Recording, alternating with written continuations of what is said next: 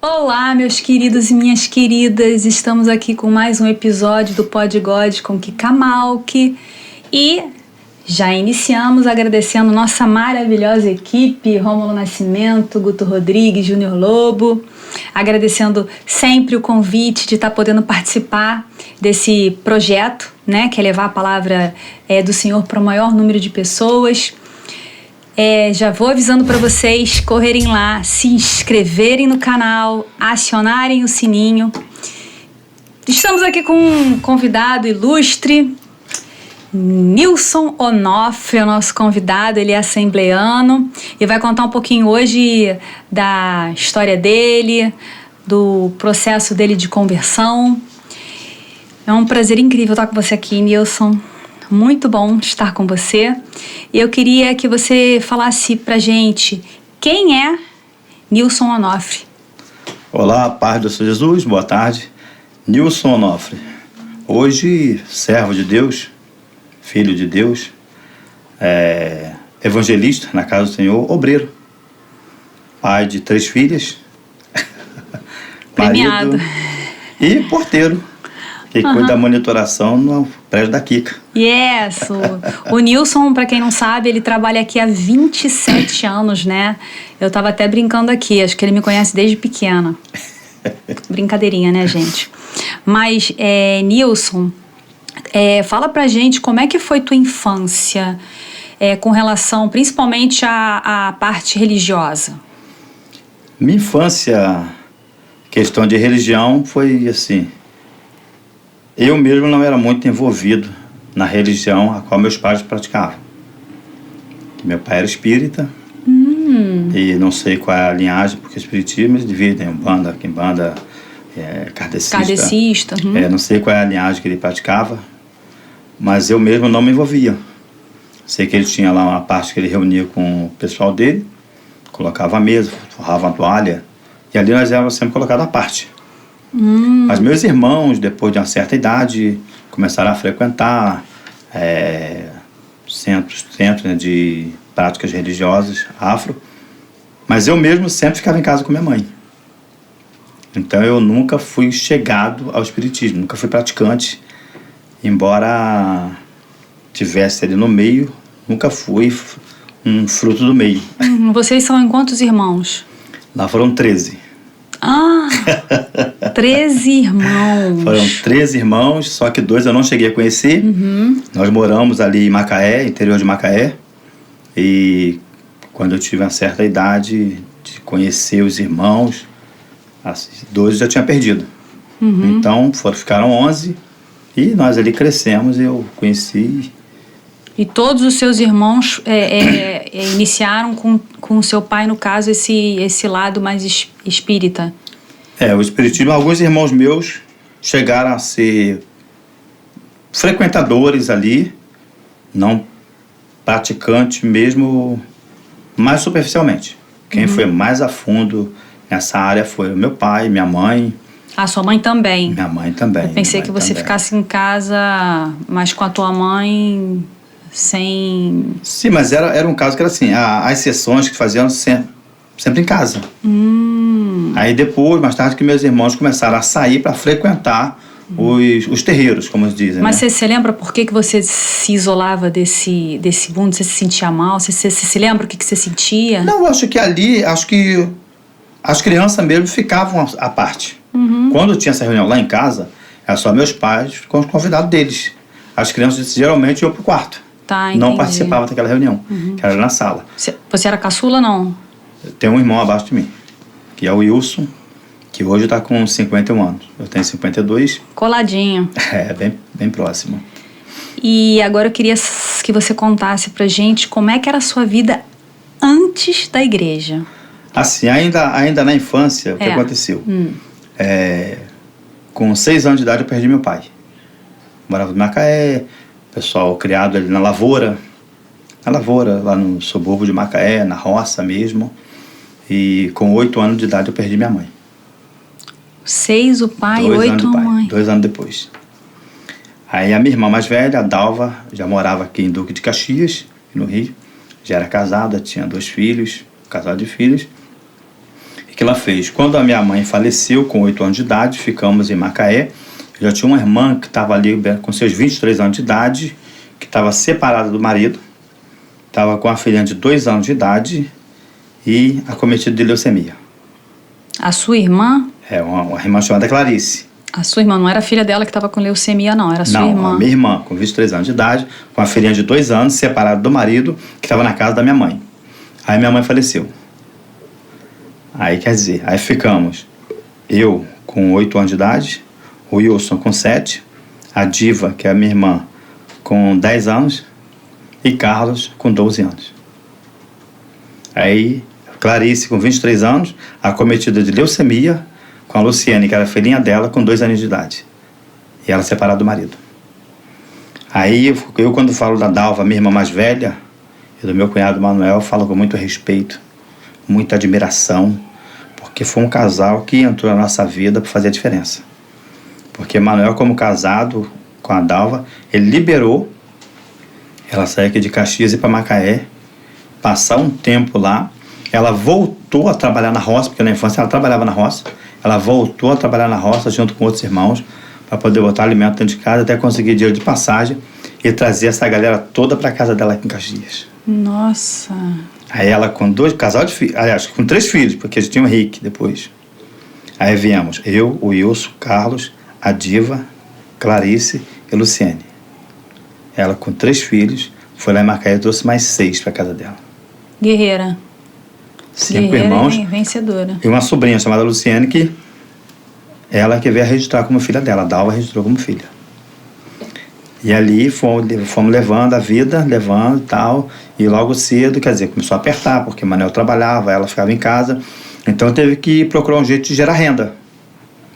E tinha muito aquele negócio de lavar roupa para fora. Uhum. Eu tô com 52 anos, há quase 50 anos atrás, não tinha essa facilidade de máquina de lavar, essa tecnologia que tem hoje. Então era muito braçal, era muito manual.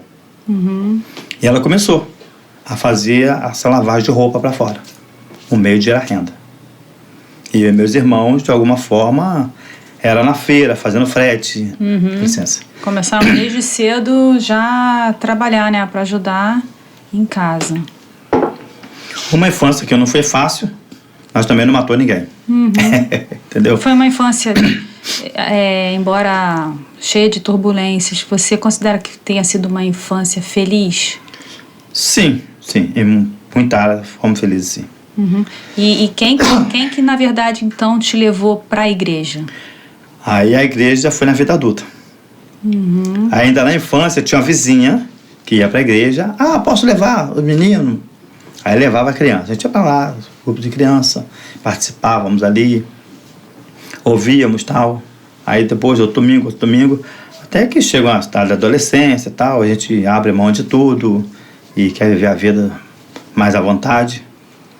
E não que eu tenha sido baladeiro, perverso, mas frequentava muita coisa que não tinha nada a ver com a igreja. De vez em quando até ia esporadicamente, a convite de algum amigo, esporadicamente ia, mas não com aquele compromisso de ter uma conversão e tal. Não tinha aqui maturidade ainda? Eu achava que era muito compromisso para assumir. Achava que era muito compromisso. Eu já ouvi muita gente falar isso. Achava que era muita responsabilidade. Tem gente que não quer, que a pessoa não quer nem entrar para a igreja para não ter esse compromisso. Acha que vai ficar presa. Mas depois que a gente conhece a palavra de Deus, o que a gente vê? A gente vê que Isaías 55 diz que a palavra de Deus ela não volta vazia. Então, aqueles versículos que foram plantados na infância, na adolescência, mesmo que esporadicamente, quando eu ia, que eles já eram uma semente que estava sendo lançada numa terra que futuramente ia crescer e ia dar fruto. E aí você, antes de entrar para a igreja, você gostava de uma cachaça. Até brinquei contigo, eu falei que era eu e a Kátia. Era eu e a Kátia. Eu falei, Kátia, quem que é Kátia? E ó, nosso Godfone. Alô?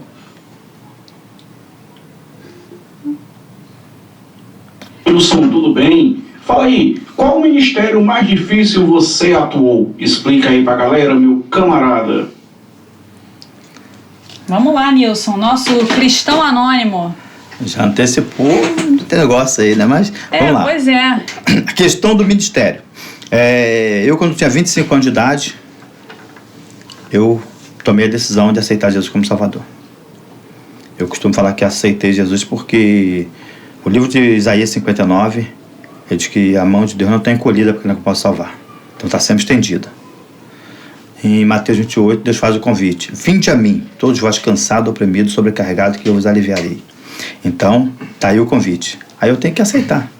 Uhum. E na igreja, eu já participei de alguns ministérios, como eu já falei, né? Vamos à pergunta. Um dos ministérios que eu já participei, não é que eu não faça, se tiver que fazer eu faço, mas que eu não me adapto muito, é a visita hospitalar. Uhum. Essa capelania hospitalar, de estar ali, que é uma parte que eu acho que mexe muito com o sentimento, com o emocional. Né?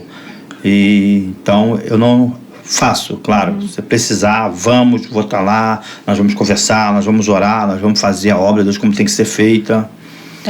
Cada um tem um sentido e eu acho que cada um nasce para determinada coisa. Eu lembro que quando eu fiz educação física, eu não sei se eu já comentei aqui em algum podcast anterior, eu tinha uma matéria chamada ginástica médica e a gente tinha que fazer recreação com crianças especiais.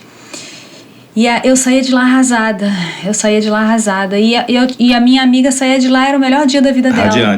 Radiante. Então, assim, cada um... Eu já trabalhei com um pessoal com síndrome de Down. E aí, esse pessoal eu já gostava, sabe? Eu saía de lá já com outro astral. Então, acho que cada um tem o seu lugar certinho, né? E, de repente, o hospital não é um lugar tão legal. Você tá vendo, né? Você tá no hospital, você tá lidando ali com doentes, né? Isso dói, né? Então, você lembra de ter sentido um toque, sei lá, do Espírito Santo que seja, e falar assim, não, agora eu sou da igreja e ninguém me tira daqui? Como eu já falei, antes de entrar para a igreja, tomar essa decisão, era cerveja, bebedeira, assim, no modo geral. Droga nunca me envolvi, graças a Deus. Uhum. É um tipo de droga ilícita. Cigarro também não. Mas a bebida, eu experimentei vários tipos de bebida, até misturar um bocado de coisa no copo de uma vez só. Parecia até que ia explodir, mas bebia. Uhum. Tô vivo, sobrevivi. Mas quando foi no dia 25 de maio de 1997, domingo, a aproximadamente 5 horas da tarde. Nossa, ele sabe as datas, a hora. Por que marcou? Porque a gente fala que aceitar Jesus é nascer de novo. Uhum. Né? É nascer de novo, tornar-se nova criatura. Eu acho que ninguém esquece sua data de aniversário. Verdade. Então, se eu nasci de novo, para mim, marcou. É forte. Uhum. É forte esse negócio. E o dia que eu senti assim, o chamado, eu estava em casa. Na terça-feira, quando eu estava de folga, eu trabalhava, era comércio. Então, minha folga era terça-feira. E eu tinha um cunhado que trabalhava em comércio também, a folga dele que batia na terça-feira. Aí ia lá para casa. A gente não bebia no comércio, bebia em casa. Aí eu chegava lá e levava uma bebida, eu já tinha bebida em casa. E quantas vezes ali era uísque, vodka, traçado de cachaça com limão e misturava um bocado de coisa. E bebíamos ali. E um belo dia eu estava em casa, parado, pensando, e próximo ali tinha uma igreja. E aquele louvor ecoava lá em casa. E um dia eu parei no quintal, aí falei com a minha esposa, que é falecida hoje, Eu falei, olha, vou tirar um dia que eu vou fazer uma visita nessa igreja. Vamos? Falei, vamos. Só que se vamos, bateu ali e ficou. Uhum. Aí na época eu tinha 2 cunhados de 14 anos de idade, eram gêmeos, Robson e Anderson. E eles tinham entrado para a igreja há pouco tempo, 14 anos. Aí perguntaram, Nilson, você aceita a gente vir na sua casa fazer um culto? Eles de 14 anos. 14 anos. Uhum. Foram para a igreja, tomaram a decisão. Você aceita de fazer um culto na sua casa? Falei, aceito sim, rapaz, aceito. Então, vamos marcar, vamos combinar um dia. Aí foi marcado.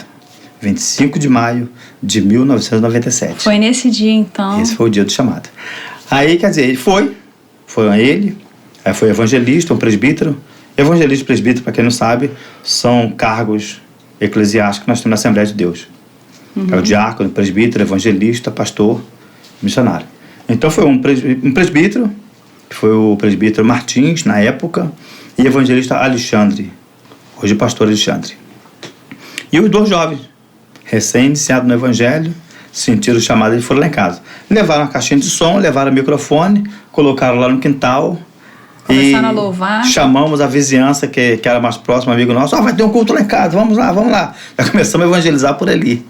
Alguns vizinhos foram e ali teve aquele culto. Quando acabou aquele culto ali, eu posso dizer que a pólvora já estava ali, o Senhor mandou fogo e acendeu. Interessante, porque foi dentro da sua própria casa, Não, né? lá em casa. Não foi nem numa igreja que você foi e dali pra frente você não saiu mais. E, sim, foi ali aquele culto lá em casa, né? Que a gente chama de culto doméstico, culto no lar. E como tinha um culto à noite, era um domingo, então teria que ser de 3 às 5 para dar tempo de ir para a igreja, que tinha o culto oficial no templo. Aí quando acabou aquele horário de culto ali, eu já entrei em casa e falei pra mulher. Falei, olha, vê uma roupa pra mim que eu tô indo pra igreja agora. Aí eu falei, não, calma, eu estou indo embora, mas eu vou em casa, ainda o culto começa às 7 da noite. Eu falei, não, então você vê pra mim, porque se você não for, eu vou. Mas ela já decidiu ir. Aí quando foi 7 horas da noite, nós estávamos chegando na igreja. Nessa hora você já tinha filhos? Já tinha filha? Já tinha as 2 filhas mais velhas, que são a Jennifer e a Joyce.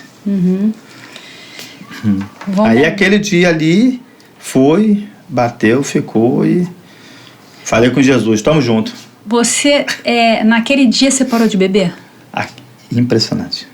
A partir daquele dia, não teve mais bebida alcoólica lá em casa. E você não sentiu falta? Não senti falta. Impressionante. Graças a Deus.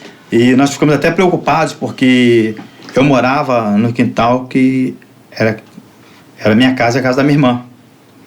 E nós sempre reuníamos ali com amigos que vinham fim de semana, ou meio de semana, e juntava ali, um trazia bebida, trazia outro, e fazia aquele salgadinho, era aquela farra, e rolava ali funk, rolava pagode, rolava samba, e a gente sambava, pagodeava e tudo mais.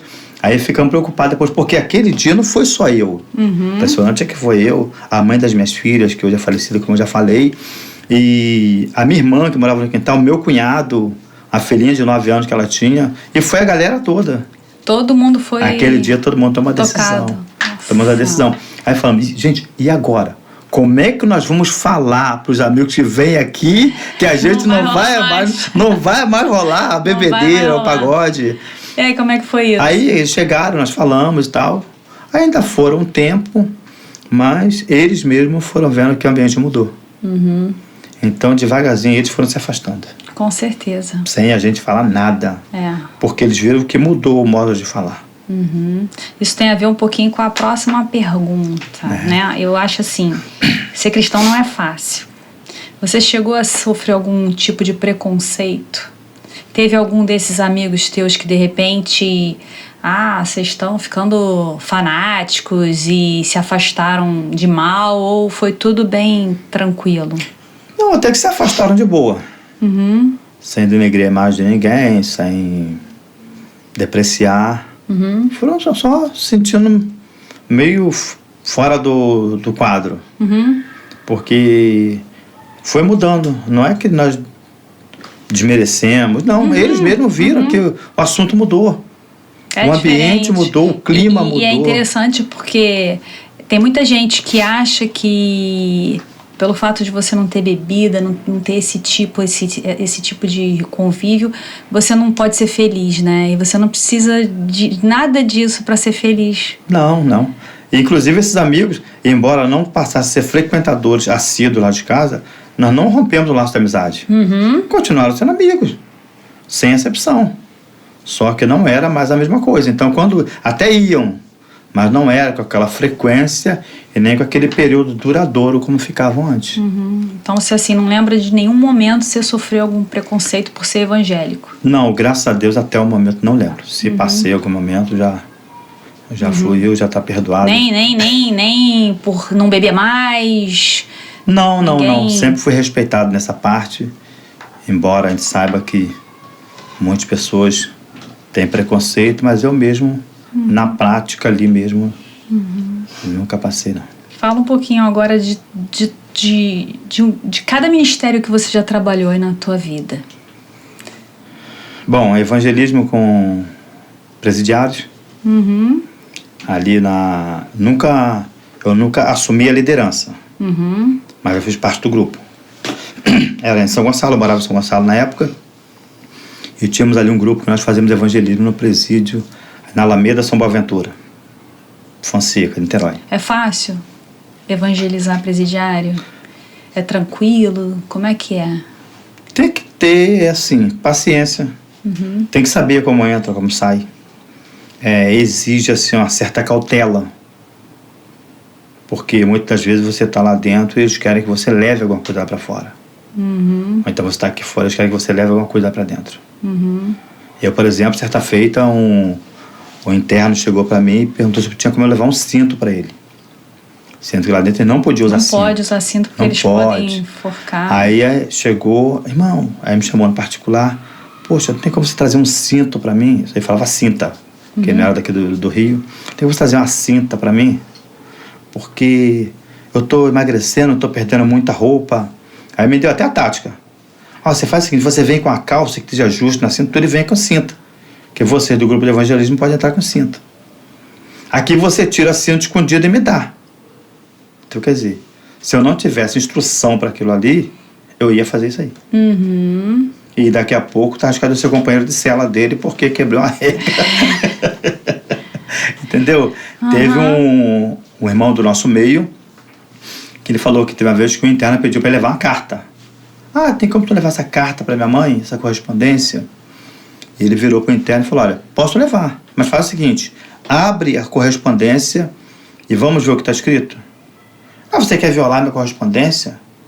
Tu sabe que isso é crime federal, não sabe? Ele falou, não, eu sei que é crime federal, por isso que eu estou pedindo para você abrir.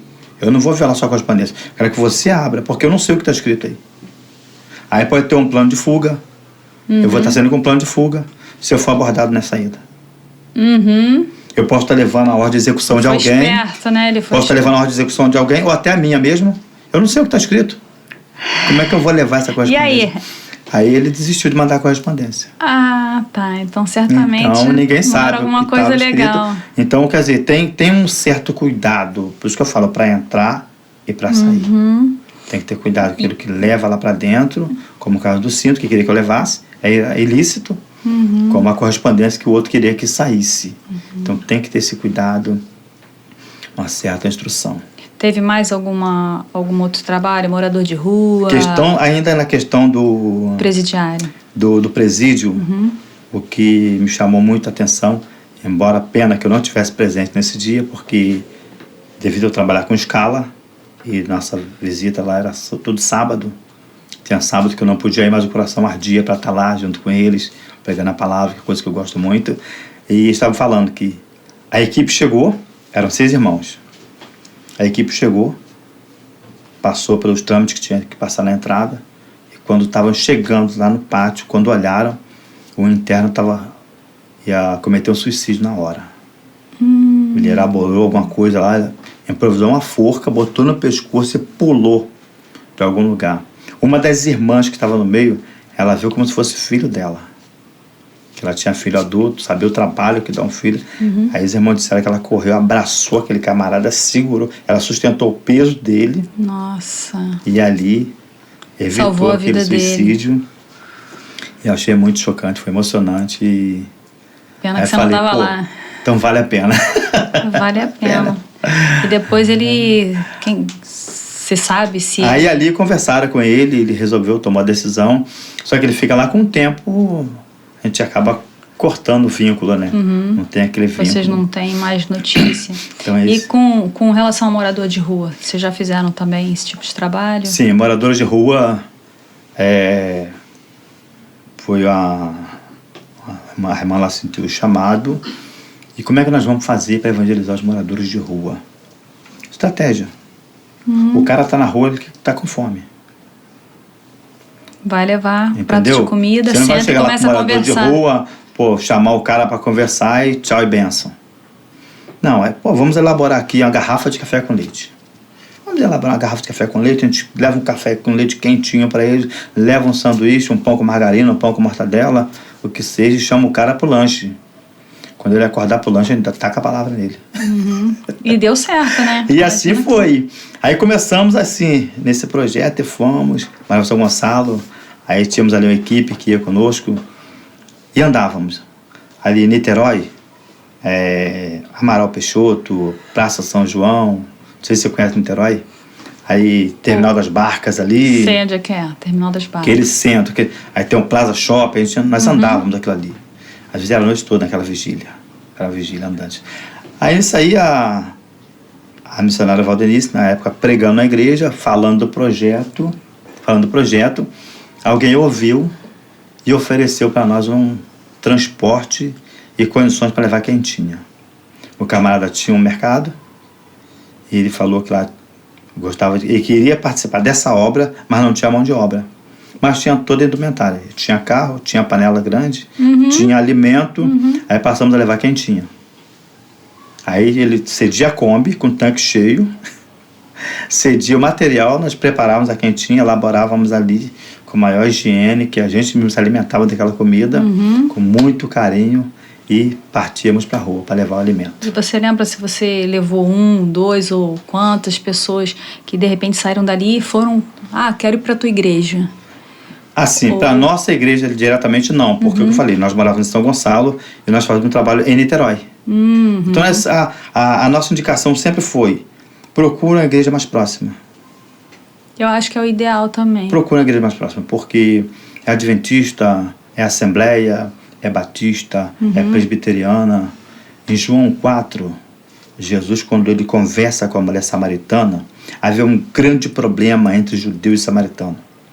Porque aquela mulher falou para ele, mas, Senhor, os samaritanos dizem que nós temos que buscar Deus aqui no Monte de Samaria, porque é aqui que se manifesta a glória de Deus.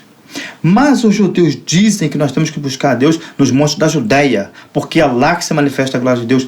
E aí, tipo assim, para onde eu vou? O que é que tu me dizes? Aí Jesus fala para a filha, a hora vem, e agora em que os verdadeiros adoradores adoram a Deus em espírito e em verdade, porque Deus é espírito, e não é nem no Monte de Samaria, nem no Monte da Judéia. Deus procura os verdadeiros adoradores que adoram em espírito e em verdade. Então não era o nome do monte ou a localização geográfica do monte que vai atrair a glória de Deus. Deus procura os verdadeiros adoradores. Então no meio desse povo que nós temos, Deus vai tirar um povo. E esse povo em Apocalipse, João ele tem uma visão, ele contempla uma grande multidão. E ele pergunta para o anjo que está conversando com ele, e essa grande multidão?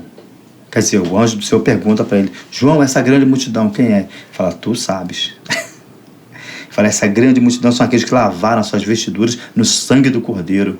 Ele falou, aí tem gente de todos os povos, raças, tribos, línguas e nações. Esse é o povo que mora com Deus. E você também tem o dom da palavra, né? Você começou a estudar a Bíblia com 25 anos. De 25 anos de idade para cá, eu comecei a... E você mergulhou de cabeça, você sabe quantas vezes você já leu a Bíblia, ou se você vai estudando a vida inteira, como é que é isso? Não, eu nunca assim, parei para contar, já li toda a Bíblia. Li toda a Bíblia, não. Você vai estudando de acordo com a Tem gente que fala, já li tantas vezes, vezes. Tem gente que leu 10 vezes e não entendeu nenhuma. É verdade. É verdade. Tem gente que fala, já li a Bíblia toda, eu sei tudo. Falei, você leu tudo e não sabe nada. É verdade, mas é pura verdade. Gente, a Bíblia é um mistério muito grande. Os próprios pastores falam que eles não conhecem a Bíblia toda. Não desse tem, jeito, é tipo assim, né? É impossível. Aí, nesse evangelismo com moradores de rua, teve dois episódios que marcaram. Às vezes a gente questiona, fala, meu Deus, será que vale a pena? A gente chega lá, leva alimento, dá uma palavra, mas será que está fazendo efeito? Será que vale a pena continuar nesse trabalho? Aí marcou um dia que nós tínhamos rodado ali em Niterói, sobraram algumas quentinhas. Vambora. Pegamos a reta ali, onde chamado Ponto Sem Réis, e olhamos num lugar assim, embaixo do viaduto, um mato onde era uma praça que estava abandonada, muito mato. O irmão falou, vamos parar aqui? Eu falei, mas parar aqui, rapaz, só tem mato. Não custa nada, tá com as quentinhas aqui, não custa nada, vamos dar uma volta. Aí paramos o carro, eu e o irmão saímos, cada um com a quentinha, naquele banco ali, muito coberto de mato, tinha uma pessoa. Tinha uma pessoa ali. Chegamos, cumprimentamos, oferecemos a quentinha, e ele falou, olha, eu tô na rua, eu ia dormir agora, e tinha acabado de orar. E tinha falado com Deus, que hoje eu não tinha nem almoçado, só tinha tomado café da manhã. E vocês apareceram com... E nós chegamos com a quentinha e falou, vocês de foram enviados por Deus aqui para mim nessa hora. Então são coisas que eu olho assim e falei, pô, vale a pena. Outro episódio que marcou muito foi o irmão Renato, que era do nosso grupo também. Estava no ônibus, chegou maravilhado contando pra gente. Foi que tá no ônibus, tá viajando, daqui a pouco entrou um camarada. Aí o camarada começou a falar da palavra de Deus no ônibus. Aí chegou perto dele e falou, ô irmão, como é que tá? Tudo bem? Aí ele, tudo bem. Aí o rapaz perguntou, você me conhece? Eu falei, não, você não lembra de mim, mas eu lembro de você. O Renato parou, olhou pra cara dele, rapaz, não tô lembrando de você. Te conheço de onde? Você não faz parte de um grupo que distribui quentinha ali em Niterói? Eu falei, sim. Então era morador de rua. Cara, que fantástico, né? É verdade. O que você tá falando aí faz todo sentido. Ele falou, olha, eu já peguei quentinha com vocês. Mas E Deus entrou na minha vida e hoje eu tô pregando. E hoje ele tá pregando na rua, olha só. Eu falei, Jesus. É emocionante. Então são coisas que aconteceram que eu vejo e falo, poxa, essas são coisas que nós sabemos. E aquela semente que nós lançamos e não sabemos. É verdade. Vamos dar uma pausa rapidinha para falar dos nossos patrocinadores? É com você, Juninho. Mandar um abraço aqui para os nossos patrocinadores, né? Nosso amigo Neto, da Rádio Gospel City, o Rafael Branquinho, do material de construção, e o My Melody Soundcraft, construindo a música da sua vida. É isso aí. E a Rádio Gospel City, onde o herói é...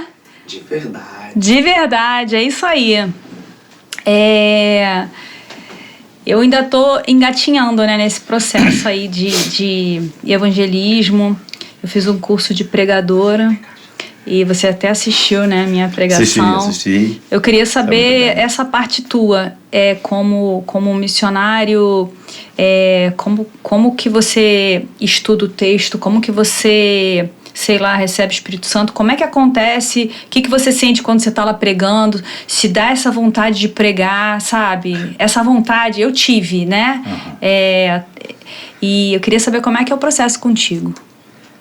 Olha, estudar o texto, né? A pregação, ela pode ser uma pregação com os bolsos, que é uma pregação com os bolsos, uma pregação esboçada, é onde você vai parar, você vai estudar, você vai já o texto base que você vai ler, aí naquele texto você vai tirar um tema, quando é mensagem temática, uhum. Aí você vai achar a introdução, todo esse negócio aí, você vai estudar, você elaborou aquilo ali, texto base, o tema, quando é mensagem temática, a introdução, o objetivo da mensagem, quando você é avisado com antecedência, que dá tempo de fazer isso, porque ainda tem isso. Uhum. Ainda tem isso. Ainda tem isso, né? Porque alguém te avisa antes, falou, tem como você comparecer em tal lugar para ministrar a mensagem? Já aconteceu assim? Dá para você ir amanhã?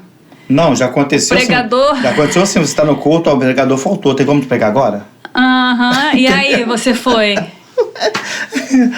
O bom soldado não foge à batalha. É isso mesmo. O bom soldado não foge à batalha. Porque o servo de Deus, certa feita eu ouvi isso do irmão, falei, e é certo. Falei, você pode ser pego de surpresa, mas não seja pego despreparado. E aí você você saiu aquele dia... Então, quer dizer, não foi uma nem duas vezes. Já foram várias vezes você... E tá ali o culto acontecendo e daqui a pouco a pessoa chegar e falar, rapaz, preciso de um socorro, o pregador não veio. Você faz uma oração e vai.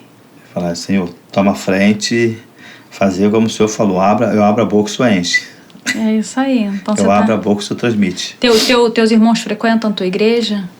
Não é a minha igreja, mas graças a Deus, para a honra e glória do Senhor Jesus, o Carlos, que você conhece, eu aceitei Jesus em 97.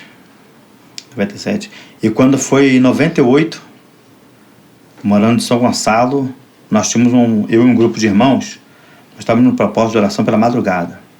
Vamos orar pela madrugada? Vamos buscar Deus pela madrugada? Vamos. Assim, vamos santificar nossa vida, vamos buscar. Uma semana de oração. Tá combinado. Aí, onde vai ser? Pode ser cada um na sua casa, quando a gente se reúne, e começamos. Aquela segunda-feira, e quando foi na sexta-feira, viemos fazer uma visita à minha irmã Dalva, em Caxias, que, diga-se de passagem, a Dalva hoje já partiu para o Senhor. Dalva faleceu, o Manel faleceu também, mas deixou todo mundo criado, encaminhado. Teve o prazer de ver seu papel cumprido para a honra e glória do Senhor Jesus. Aí viemos para casa da Dalva.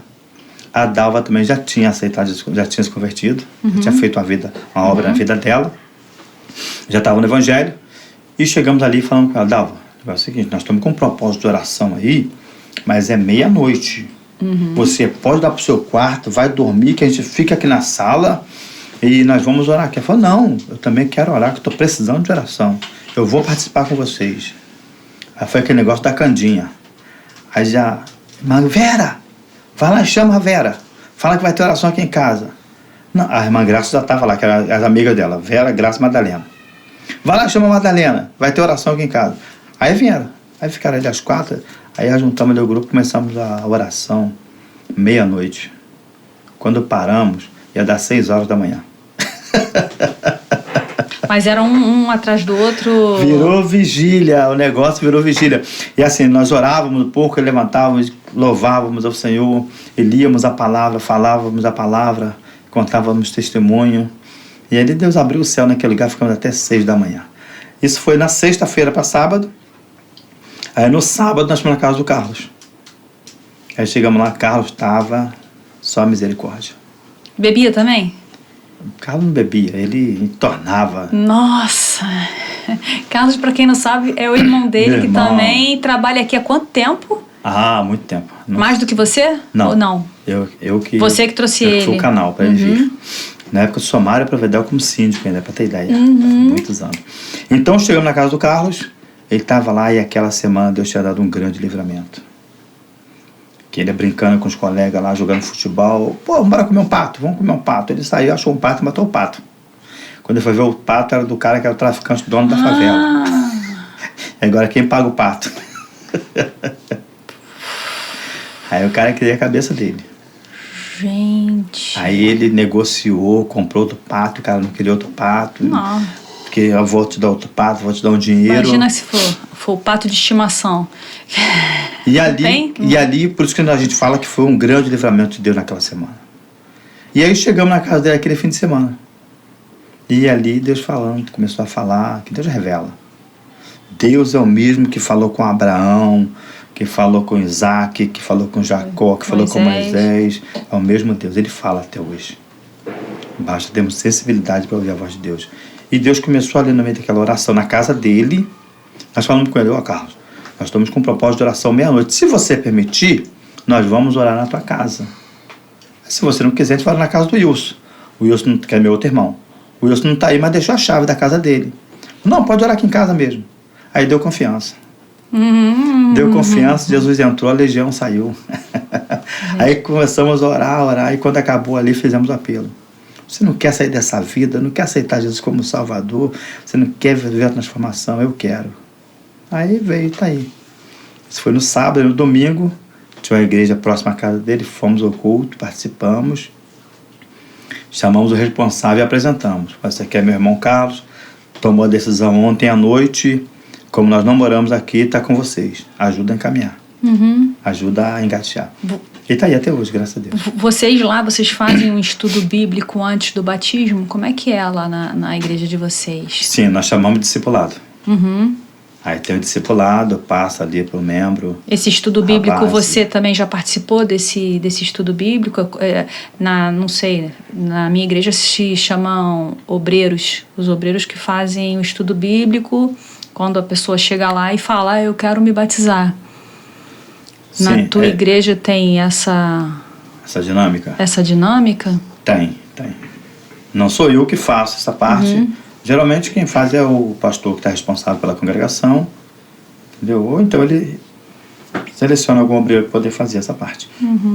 No trabalho, você, esses 27 anos de trabalho aqui, você levou alguém para a igreja? Você conversou? Você mudou pelo menos a cabeça de alguém? Conseguiu atingir?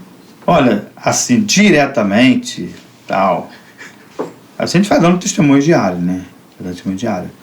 Mas tem pessoas aqui que já voltaram para o caminho que estava afastado. Tem gente que tinha um modo de pensar do evangelho, mudou o modo de pensar. Um foi o nosso irmão Luiz Cosme, conversando com ele, mudou bastante, graças a Deus, tem caminhado. Quem está também é o Sérgio. Conhece o Sérgio? Sérgio é da onde? Sérgio trabalhava no Bloco 2. Ah, tá, sei. Voltou para os caminhos do Senhor, graças a Deus. E só assim, não foi eu ali falando diretamente, mas dando testemunho diário ajuda. E às vezes até eu falo que é falta de conhecimento. Eu não tinha conhecimento, eu tinha um preconceito, para quem me conhece sabe, eu tinha um preconceito muito grande com os evangélicos. E até por conta da mídia que passavam, né, muita coisa negativa. E a partir do momento que eu conheci, que eu fiquei, tipo, apaixonada pela Bíblia e eu entrei para a igreja e, sabe, eu não vejo eu em outro lugar, sabe? E tô sendo chamada aí, né? Fui chamada para fazer música, fui chamada agora para participar desse podcast aqui apresentando, conversando com vocês. E a gente vai indo, né? A gente não sabe o que tá reservado pra gente, mas que a gente continue aí e que a gente consiga alcançar, né, pessoas. Acho que esse é o principal objetivo. Eu penso que Jesus, ele veio pra cá para ensinar a gente a discipular, né, a formar discípulos, né. E agora vamos para a história dos milagres, né? A gente conversou e você falou que tinham 3 milagres que você gostaria de contar, gente. 3 milagres. Voltando um pouco aqui na parte das conversões, teve o Carlos, né, que tá aí. Aí tem meu irmão Wilson. O Wilson é o caçula. O Wilson era funkeiro, bagunceiro, adúltero, muito rebelde. E ele também foi outro que Deus deu a graça de chamar, de estar conosco ali. A esposa dele tomou a decisão primeiro, veio, morava em Caxias também. Aí ele ainda relutou um pouco para vir. Ela não queria vir por causa dele, por causa do ciúme. Falou, não, mas se eu for para a igreja, ele vai começar a ir para o baile sozinho. Vou deixar ele sozinho. Eu falei, Cláudia, a salvação é individual. Nada, você tem que tomar decisão. A salvação é individual. A vida é assim, cada um cuida da sua. E ela, então, tomou a decisão. Aí começamos a orar. E ela pediu uma vigília na casa dela. Vigília na casa dela. Ele não era evangélico. Conversa com seu marido. Esse foi o procedimento. Conversa com seu marido. Se ele não se opor, nós vamos para lá. Aí ela conversou com ele, falou que pode vir. Vigília, para quem não sabe, é aquele ali. A gente começa ali 11 horas, meia-noite, e vai orando, vai louvando. Às vezes até amanhecer o dia. Então ele aceitou a vigília. Aí chegamos lá, ele avisou logo para ela que não ia ficar. Que ele ia pro baile, ou que ia ficar, que ia sair não sei para onde. Só que aquele dia não foi para lugar nenhum. Era plano de Deus ele ficar ali. E quando chegamos lá, nós pensamos que ia ser ali a capela. Ele já tinha arrumado caixa de som, já tinha arrumado microfone. Eu falei, rapaz, mas tu mora aqui, rapaz, na comunidade, tem um pessoal que bota o baile na rua. Esse bobeiro ainda chamou mais gente. Será que o pessoal não vai implicar? Falei, não, já conversei com eles aí. Quando eles querem botar o som dele alto, hoje é a nossa vez. Então, tá bom. Aí fomos para lá e começamos o culto, a vigília. E quando acabou a vigília, estava lá o Wilson, de joelho dobrado, com 2 mãos pro alto, se rendendo aos pés do Senhor. Graças a Deus. E hoje é pastor Wilson, em Caxias. Uau, que máximo! Nossa! Hoje é pastor Wilson, tem o irmão José, que mora em Macaé. Hoje eu louvo o Senhor também, chamado aí para ir nas igrejas para estar louvando o Senhor. É mais uma prova aí que Deus é o Deus do impossível, né? Deus do impossível. Deus do impossível. Eu ficava preocupado, porque às vezes eu estava o José, o Carlos e o Juca em Macaé, E era bebida, pagode, forró e briga. Quando não tinha ninguém para brigar na rua, brigava entre eles mesmo. Era um problema sério. E hoje, graças a Deus, eu vejo o presbítero Carlos, José, louvando o Senhor, está recebendo um convite, Juca, membro da Igreja Batista, porteiro na Igreja Batista. Isso então, é bom. Olha isso aí, vejo. Mas vamos lá, então, Maravilha. vamos lá, porque o tempo está correndo e eu quero saber do primeiro milagre aí que você vai contar pra gente. Não sei nem se vai dar tempo dos 3, né? Mas conta aquele milagre que ele dá o testemunho aí da sua filha, né? Do nascimento dela. Júlia Maísa, o Vamos milagre. lá. A Júlia Maísa, eu casei com a Marília e ali com 5 ou 6 anos de casado, ela não engravidava. No começo tomava anticoncepcional, mas depois ela parou de tomar e ficou muito tempo sem engravidar. Então eu falei, poxa, eu tenho que ver o que está acontecendo. E ela trabalhava aqui no prédio, na casa de uma doutora. Obstetra, né? A médica. Obstetra Era médica e ginecologista. Olha Ela só. trabalha, olha onde Deus colocou. Ela trabalha na casa de uma obstetra e ginecologista. E ela foi conversar com a patroa, que passou a ser médica dela. Pedindo orientação e tal. Vamos fazer exames. Aí vamos fazer exame, partindo para dentro dos exames. Aí exame no Hospital do Fundão, no Hospital da Mulher, aí exame lá em Botafogo, e ela sempre direcionando, vai em tal lugar, vai em tal lugar. E nós íamos, e depois de uma série de exames, muitos exames, aí chegou à conclusão que não tinha condições de engravidar. Porque de 2 trompas que a mulher tem, uma trompa dela era morta. Sem chance. Tem 50% de chance? Sim, só que a outra trompa é obstruída, não passa nada. Então uma trompa morta e uma trompa obstruída, como é que o óvulo E ela tinha quantos chega? anos nessa época? 41 anos de idade. Então já não era tão nova também, ainda tinha esse agravante. Tem esse agravante. Acho que 40 anos de idade. Aí tá bom. Aí pedi um exame da minha parte. Só que eu já estava com 2 filhas, a Jennifer e Joyce, adulta já. Falei, já sou pai de 2 filhas. Quando pedi um exame da minha parte, também deu problema no exame. Ela falou, olha, aí ela nos chamou e conversou conosco, falou, olha, mesmo que Marília pudesse engravidar, Nilson não pode ser pai mais. Porque deu problema no exame dele, não tem como engravidar. Com o tempo também o homem perde velocidade, no número, né? Isso aí, foi o que ela falou. Velocidade e quantidade. Bom, tem relação normal, só que na hora da gestação não vai rolar. E ela falou que o caso de vocês, nem inseminação in vitro dá jeito. Que na época estava 15 mil que ela falou. Aí teria que arriscar 15 mil, se não der certo, joga fora e tenta de novo mais 15 mil. Eu falei, a gente quer uma criança, mas não quer tanto assim.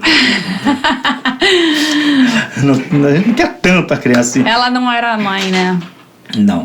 Não era mãe, a gente casada. E eu conversei com a patroa dela e falei do amor de Deus. Na mesma hora que ela deu essa notícia, que deu aquela palavra ali de impossibilidade, sem chance, eu falei com ela, falei, olha, doutora Lenita, respeita a medicina, respeita a ciência, mas nós somos servos de Deus, filhos de Deus. E como servos de Deus, nós temos a Bíblia Sagrada como nossa regra de fé e prática. Fé e prática. E a Bíblia tem um livro que foi escrito por um homem chamado Lucas. E Lucas era médico, igual a senhora. Dr. Lucas, médico, historiador, conhecia o poder da história, conhecia a medicina, ele conhecia o poder de Deus. E nos relatos do evangelista Lucas, no capítulo 1, versículo 37, está escrito, para Deus nada é impossível. Nesse impossível nós cremos. Se for da vontade de Deus, nós vamos engravidar. Se não for, Tô até Deus seja arrepiada louvado. aqui, ó. Se não for, Deus seja louvado. Passou o tempo. Minha esposa continuou trabalhando na casa dela, continuei trabalhando na minha vida e na obra de Deus, fazendo a vontade de Deus. E minha esposa começou, depois de um tempo, a sentir dor nas pernas. E dor nas pernas, e muita varize. E chegava em casa às vezes, falei, deita aí, filha. Ia lá na cozinha, preparava aquela água morna e banhava as pernas. Eu fazia esse trabalho. Banhava a perna dela, eu botava sal. Marido dedicado, viu, galera? Dedicação. Aí banhava as pernas dela. Aí falei, filha, eu vou comprar varicel pra você. Mas vamos conversar com sua patroa. E ela um dia estava reclamando do serviço. Falei, dona Lenita, até falei de comprar varicel para ela, porque eu vejo na televisão a propaganda. Não, compra Daflon. Daflon de 1000 miligramas. É muito bom para isso. É muito bom. É mais forte, tem o de 500, mas compra o de 1000. toma um por dia. Comprei Daflon, ela começou a tomar o Daflon, por causa da dor nas pernas. E continuou trabalhando. Ali passou um tempo, ela foi para o angiologista, fez exames, o angiologista olhou. Tem que fazer cirurgia.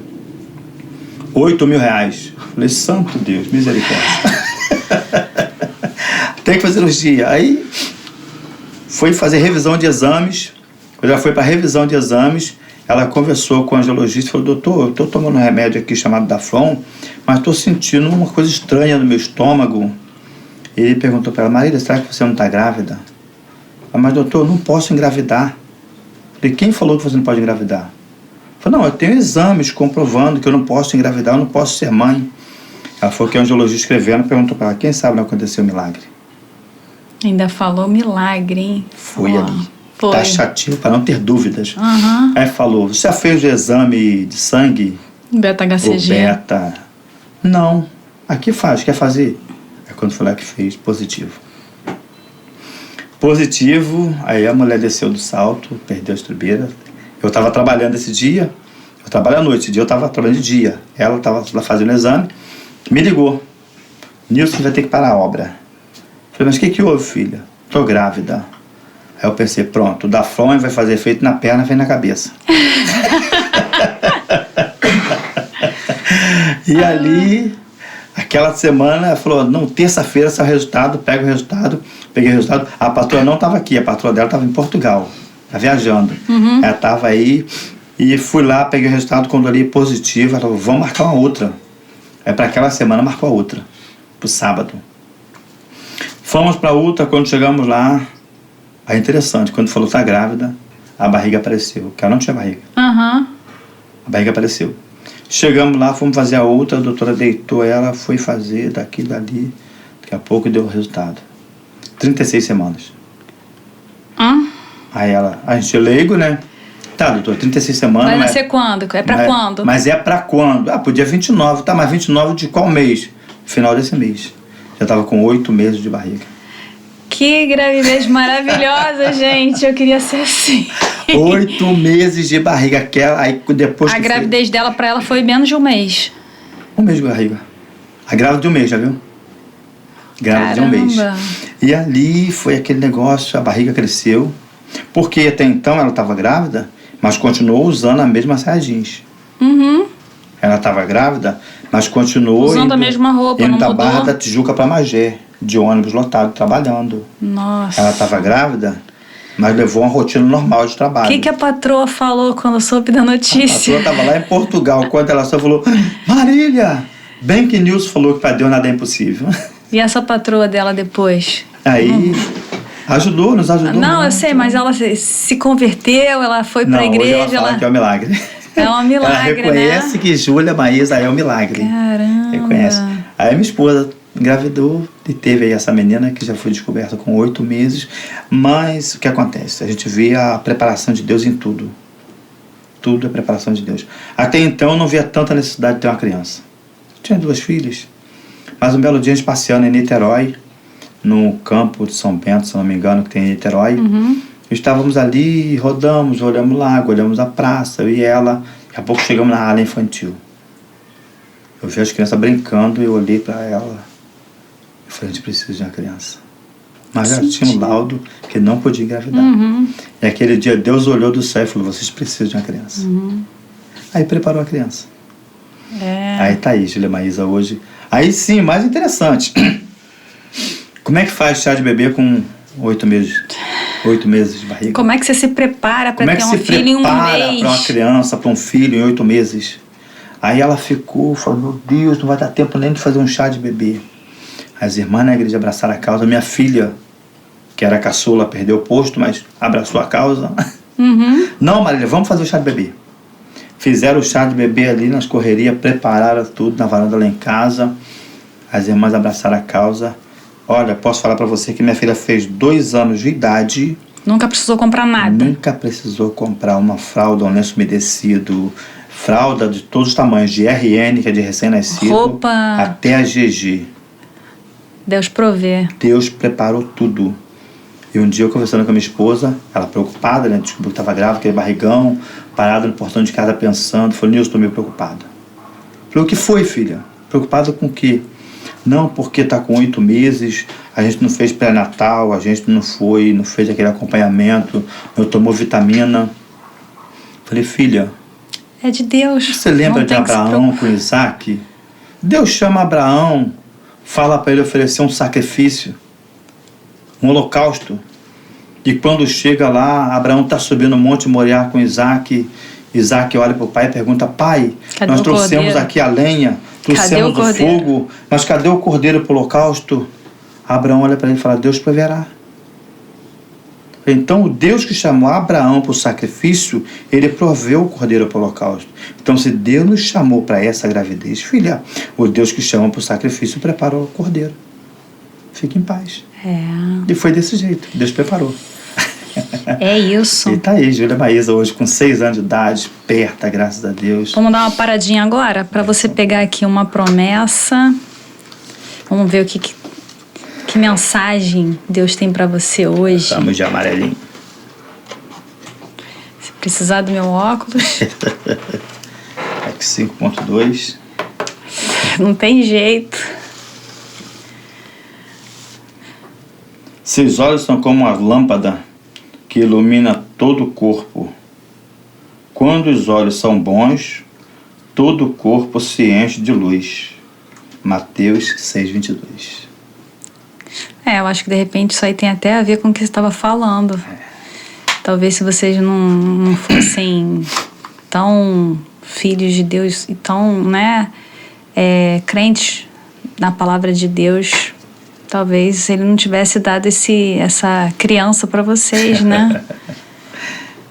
Prova é Deus, né? Olhou do céu, teve pela graça e misericórdia. Vamos lá, mas você quer contar mais um milagre da tua, Foi um milagre da tua ex-mulher? Da mãe da minha filha, que hoje é falecida, mas antes passou por esse milagre abençoado aí, que foi um caso que ela foi acometida de pedra na vesícula e ela estava acima do peso, hipertensa, e foi internada. Ela estava internada e um médico que estava ali cuidando do caso, quando pegou ali resultado dos exames, que ele viu que era obesa, hipertensa, não tem como passar por uma cirurgia. Então ele falou, olha, eu abro mão, eu não coloco a mão. Só que o problema da pedra está avançado, vai dar pancreatite. Ela vai morrer de pancreatite. Se ela não morrer de pancreatite, ela vai morrer na mesa de cirurgia. Porque não tem como. Pessoa hipertensa e obesa operar. Mas ali, um dia a gente fazendo uma visita ali para abreviar, Deus foi lá, entrou com providência, aquele médico saiu, entrou um outro médico que foi lá e fez a cirurgia, para ser bem breve. Foi lá, fez a cirurgia. O outro médico que entrou ali na direção de Deus, e não teve pancreatite, não teve hipertensão, não teve obesidade que impedisse o agir de Deus. Muita oração. Sobre tudo. Teve muita oração, com certeza, sobre todas as coisas, oração. Inclusive, a igreja que ela congregava em São Gonçalo estava com a campanha que nós chamamos, e o tema da campanha era o milagre de Deus na sua vida. O milagre de Deus na minha vida, é o tema da campanha. E estávamos eu e minha filha fazendo uma visita a ela esse dia, e ela estava com esse diagnóstico médico, que se operasse morria, se não operasse também morria. Eu conversando com ela, eu falei, vem cá, mas a campanha da sua igreja não é o milagre de Deus na minha vida? Então, quem sabe, né, é o milagre de Deus na sua vida, para mostrar para os irmãos na igreja que Deus ainda faz milagre. Verdade. E a gente conversando ali, o interfone da recepção tocou. Quando tocou o interfone, falou, leito 4. Falou, leito 4, ela olhou para ela e falou, leito 4 é o meu. Aí daqui a pouco veio o maqueiro. Sala de cirurgia. Ela regalou os olhos. Respirou fundo. Respirou fundo. Aí fomos com ela pelo corredor. Quando ela foi entrar na sala de cirurgia, eu olhei para ela e falei, olha, Lucas 1,37. Ela conhecia. Para Deus nada é impossível. Falei, estamos orando. E foi. E graças a Deus, operou. E depois dali ainda durou mais alguns anos nessa terra. Cara, eu tô aqui assim, boba, eu tô gostando muito de estar aqui fazendo esse Pod God, porque a gente vai ouvindo esses testemunhos, a gente vai tendo mais certeza, né, que Deus é esse Deus do impossível, conhecendo essas histórias, conhecendo mais vocês, né, E a gente, às vezes, não faz noção, não tem noção, né, do que a pessoa passa. O agir de Deus. Do agir de Deus, a gente vai cada vez mais confiando nisso, né? Nilson, estamos terminando aqui. Eu queria que você olhasse aqui para aquela câmera dali e passasse uma mensagem chamando, faça um chamado para quem está ali do outro lado te assistindo agora nesse momento. Quero ver se você vai conseguir, quantas pessoas você vai conseguir atingir. E, gente, antes dele falar aqui, vou voltar a falar, se inscrevam no canal para não perder nenhum episódio, acionem o sininho.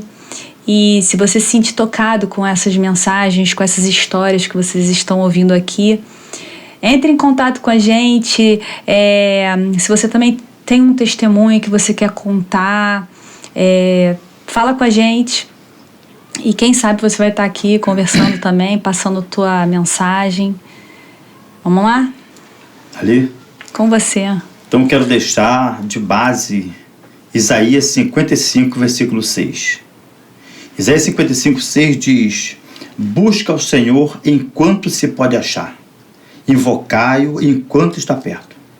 Quando a gente fala busca o Senhor enquanto se pode achar, invocai-o enquanto está perto, muitas vezes a gente pensa na eternidade de Deus. Mas se Deus é eterno, eu vou ter até a eternidade para buscar. Deus é eterno, mas a nossa vida é passageira. Então esse busca enquanto se pode achar é enquanto estamos vivos. Exato. Porque enquanto há vida, há esperança. Porque a Bíblia também diz que ao homem está destinado morrer uma só vez e após segue o juízo. Então, ontem já era, hoje é o dia, amanhã a gente não sabe se chega. Exato. Então, toma essa decisão hoje, filha. Toma a decisão hoje, filho, filha. Você que está ao alcance da nossa voz, não perca a oportunidade. Aceita o convite que Jesus faz. Vinde a mim, todos vós, cansados, oprimidos, sobrecarregados, que eu vos aliviarei. Não importa qual seja o tipo de opressão que você está passando. Não importa qual o tamanho do problema que você está vivendo. Ouvimos aqui hoje um testemunho maravilhoso. Um Deus que fez, um Deus que faz e um Deus que vai continuar fazendo. Receba o convite. Ele fala: vinde a mim, cansados, oprimidos, sobrecarregados, que eu vos aliviarei. Ele fala: toma sobre vós o meu jugo e aprenda de mim, que sou manso e humilde de coração, e acharei descanso para vossas almas. Quero fechar com o autor de Alice no País das Maravilhas, esqueci o nome dele, e quando ele escreve a história, ele fala que para quem não sabe para onde vai, qualquer caminho serve. Mas a Bíblia diz que Jesus Cristo é o caminho, a verdade e a vida, e ninguém vai ao Pai senão por Ele. Guarda essa palavra na tábua do seu coração, que Deus te abençoe em nome de Jesus. Olha, estamos aqui, né? Só aprendendo, né? Nilson, poxa, estou muito feliz de você estar aqui. Eu que o diga. Aqui, Roberto já também vai aparecer por aqui. Obrigada. É um grande ensinamento que a gente está tendo. Acho que não só eu, mas todo mundo que está aqui da equipe, todo mundo que está em casa também. E mais uma vez, obrigada por ter aceitado o convite. Não, eu que agradeço, quero agradecer a confiança de estar aqui, me dando essa oportunidade maravilhosa que é estar com vocês, que já acompanho do outro lado da tela e agora está aqui com vocês. É um prazer enorme conhecer o Rômulo, conhecer o Júnior, Guto eu já conhecia, né? Quer dizer que é um prazer enorme vê-los pessoalmente, tá bom? Aquele dali foi eu que levei, né, o Guto? Glória a Deus. Levei o Guto para a igreja e foi maravilhoso quando a gente consegue atingir. Tem pessoas que a gente não consegue, né? É verdade, é verdade. E é o que você falou aí nesse final. A gente não sabe quando Jesus volta. Então a gente tem que estar preparado hoje, não é esperar para amanhã, né? Posso fechar com um poema que eu fiz para minha esposa? Puxa! Conversando com minha esposa. Até poema, gente. Conversando com minha esposa uma vez, eu falei para ela. Parei, pensei, escrevi, falei: filha, de hoje para chegar amanhã, eu sei que é perto, mas esse perto pode ficar longe. De hoje para chegar amanhã, eu sei que é rápido, mas esse rápido pode demorar, porque o amanhã eu sei que chega, mas eu não sei se eu chego lá. Olha! Aí falei para ela: eu quero aproveitar hoje para te dizer que eu te amo. Muito bem, olha, você é uma mulher de sorte, com certeza. E é isso, gente. Espero que vocês tenham gostado de mais esse episódio, né? Aguardem o próximo. Vai lá, se inscrevam para não perder nenhum capítulo. Um beijo grande e até mais.